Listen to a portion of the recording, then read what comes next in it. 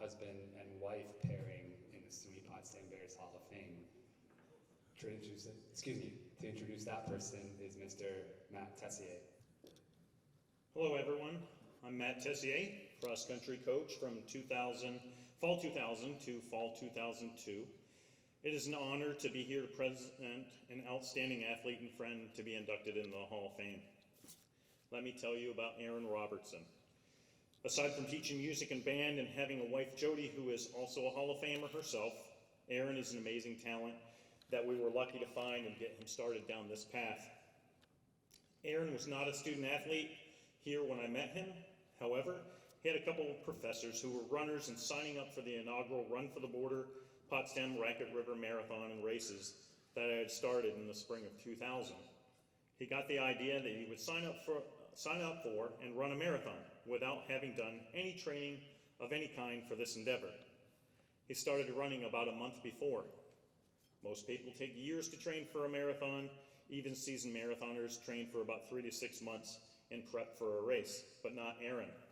He showed up for the race, and one of his schoolmates, Kyle Warmoth, told me about him being someone to get to join the cross-country team, which I was tapped to restart in the fall, and that that had ended in the late 80s or so. He told me Aaron had been training for just a month. I told Kyle that was crazy, and that I was worried I might have to send out the rescue squad to pick him up on the course. Well, what happened was Aaron ran the race in about 3 hours, finished third overall, and qualified for the Boston Marathon. I was in shock and pretty mad because I never qualified for Boston. So, like any smart coach, I rushed over and I spoke to him after the race about cross country and told him that he could be really good. However, if he was considering it, he couldn't accept the third place cash prize. Luckily, he chose to join the team and donated the award back to the charity for the event. During his first season in 2000, he found that cross-country races start really fast as runners are trying to get position, and it's uncomfortable for new runners. He still finished almost every race in the top 20 or so, a couple smaller races in the top 10, and began discovering his rhythm. By the end of the first year, he discovered cross-training and running road races could help him make a big leap for year 2. One thing he didn't quite figure out, however, was how to put his uniform top on right. He wore it inside out once or twice for a couple meets, and it read "Mad Stop" backwards. From there, I think we started using that as a pre-race chant and team mantra a few times. 1, 2, 3, Mad Stop. We all got a kick out of that. In year 2, his last, Aaron started right off placing in the top 3 in just about every race with a win at Hobart Invite, second at the St. Lawrence Invite, second at the St. Michael's Invite, and then continued his way all the way to the SUNYAC Championship where he placed third and automatically into the SUNYAC Hall of Fame for cross country. He averaged about 26:15 for 8K on the season and placed in the top 20 in the Northeast Regional to be named All-Region. After college, Aaron has won over 100 road races, setting 25 course records, was honorable mention for New England Runner of the Year in 2009, and competing in the Olympic Development 10K at the Penn Relays with an impressive 30 minutes, 46 seconds.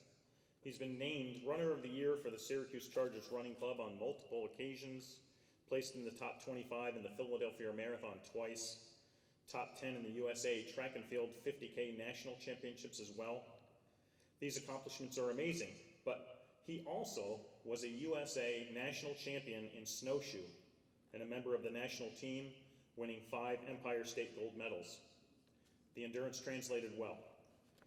Aaron didn't have enough time on his hands, so he decided to start getting a coaching certification and coached track at Greene High School, followed by Northeast Clinton, track and cross country, and we'd run into each other at meets while I was also coaching back in Malone at the time, and we'd have some moments to catch up. He's continued to coach track clubs and is currently working with Long Island fun runners and helping others find joy in the sport. Aaron is a fitting member of this Hall of Fame and an inspiration for other runners and athletes, as a mentor, as a coach, as a teacher to his students, and a supportive husband. I'm happy to be here to honor him and congratulate him on this achievement. Congrats, Aaron. Thank you, Coach Tessier, for that fine introduction. I do need to set the record straight once and for all. I found that wearing my race singlet inside out was the result of a faster race performance. This was the difference from finishing in the top 10 to being actually on the podium. Yes, I know what you're all thinking. Mad Stop is more aerodynamic than Potsdam. This was proved to me by my friend over here, Jerry Bartlett, who's into aerodynamics. So thank you.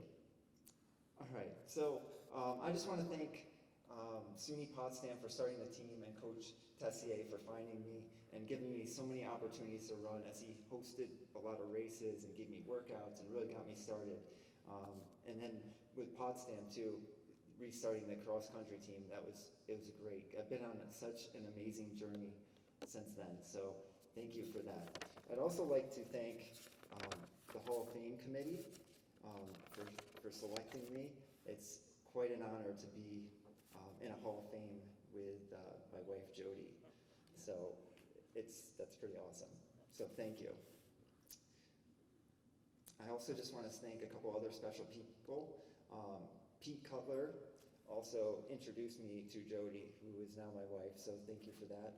And also my parents for all your support over the years, and even allowing me to come to Potsdam, which was about 4.5 hours away, and I know my mom did not want me to do that. So thank you very much, and thank you SUNY Potsdam, and it's been a fun journey, so thank you.